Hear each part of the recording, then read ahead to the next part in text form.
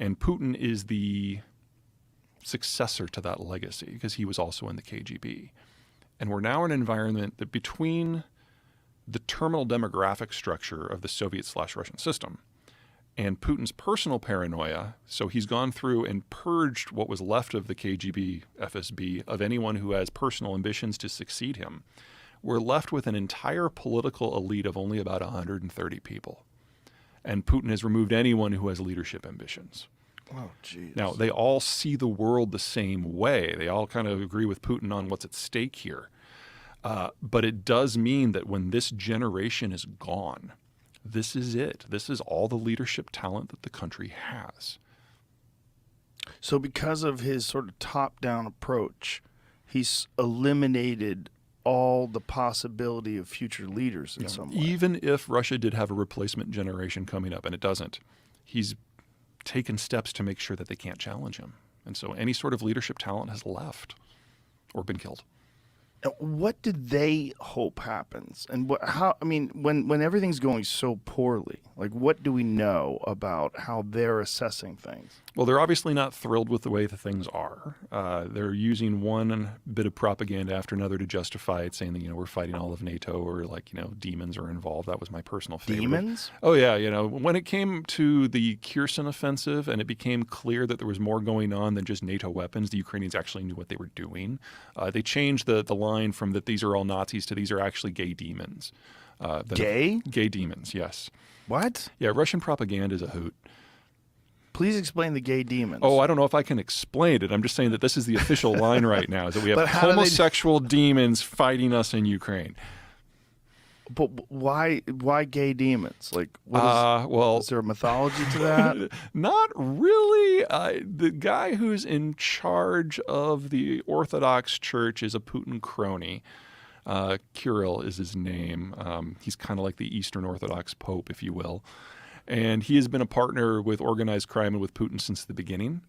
And so he is coming up with ever more creative approaches to the propaganda. And so this is a way of, how can I say this without pissing off half of the people listening? Imagine Trump using his influence with evangelical Christians to come up with a theological reason why something didn't go his way. It's kind of the equivalent of that. And so gay demons is what he came up with. Gay demons. Yes, and they ran with it. So that's on state propaganda now. Really? Yeah, it's Wow. wild. And what's the epicenter of the gay demons? Oh, Kiev, obviously. Kiev. Yeah, so we've got a Jewish Nazi gay demon. Wow. Yeah. And Truth is always weirder than fiction. the scary rumor is that Putin has cancer, and that Or Parkinsons is one I've heard as well. Oh, really? Yeah, I don't know what it is. He's clearly on steroids, but that could mean a whole lot of things. Like prednisone or something along Yeah. those lines.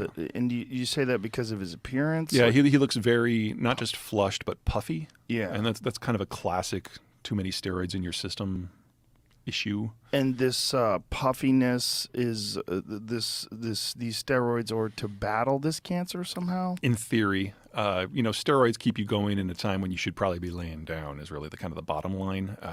Whether he's medicated, over-medicated, or medicated because of medical reasons, we really don't know. He's not in great health. That is obvious. And for someone who has been the shirtless horseback rider in the propaganda videos, that's a real problem.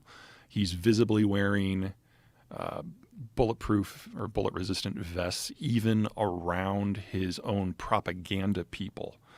There was this great piece that came out that I saw last week where it was all the propaganda shots that he's taken with the soldiers' mothers and on the front and with the tech people and in the intelligence. And it was like the same 12 people were in every single shot, just in different outfits. And even with those people, he's wearing his ballistic vest. Now, when you say when you talk about his appearance that he's clearly unhealthy, is there? Can you demonstrate that? Are there images that show him a couple of years ago versus now, where you can see his appearance? Yeah, it's not much of a reach. Like I said, he likes to pose shirtless on horseback to show how virile he is. He didn't look good on shirtless on a horseback. Yeah, I know. To be You got to honest look with at it from the Russian point of view. I mean, the standards are a little different. Are they? Oh yeah, and he's got the shakes. That's one of the reasons why the Parkinsons analysis, I guess, has come out. I've never seen any of this. Yeah, it's So there's video of him Yeah. shaking. hmm See if you can find any of that, Jim. See if you can find a comparison. Yeah, I got an article on like a timeline of his health. Okay. Here's the shakes part. Let's Go. see. yeah. And It's he's a 3-minute video. So we'll he just used to watch be that, a I guess. fairly animated speaker. Boy, he does look puffy. Now, whether or not he's actually sick or not, I have no idea. Could it just be that he's just drinking a lot? Technically, he says he's a teetotaler, which Really? which is pretty rare in Russian society. But he's still alive, and a lot of Russians make it to his age, How old is he now? mid-60s. And so it's just an appearance thing. We don't have any like real hard data No, that he's no, sick. we do. Well, the folks in the intelligence world who are listening to his phone calls and reading his email might, but that has not been made public, to my knowledge, from the American side. So Ukrainian military intelligence chief claims Putin is very sick and a coup is underway. Yeah, but What do you think? Donov has been saying that there's a coup underway since March. So he's kind of the Ukrainian propaganda guy. I wouldn't put too much.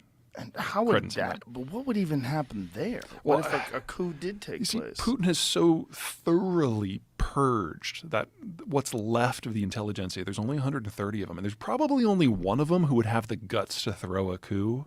That's the Rosneft CEO. Rosneft is their oil monopoly. Igor Sechin is his name. He used to be a gun runner during the Soviet period. He's got the guts to pull it off. But if there's anything that the other 129 agree, is that Sechin's an asshole and he should be shot on sight if he kills Putin. Oh Jesus! Yeah, so there's no like immediate pretender to the throne here. What a fucked up situation. Well, for the Europeans who have been dealing with the Russians for 3 centuries, this is kind of par for the course. It's just a modern version of it. Yeah. Yeah, the Soviet period was kind of a relief because we actually had an institution that pushed their weird religion to the side and actually worked on technocracy and technology. And from the European point of view, that was a huge improvement. And the belief in the post-Soviet period was that they would start from that and move forward and modernize and maybe even democratize. And people believed that for far too long, even when it was clear that Russia was degenerating rather than advancing itself. Now, the title of your book is "The End of the World is Just the Beginning." That's the one. Why that? We are dealing with the end of the world that we know. Russia is more of a symptom of this than a cause. So to go back a little bit, in the world before World War II, if you had coal, oil, food, and iron ore, you could industrialize and try to make something of yourself. But if you failed to have one of those, you were probably a colony. At the end of the war, the Americans abolished the imperial system and patrolled the global oceans for everyone. And as a result, now you only needed one of those 4, and you could trade for the others.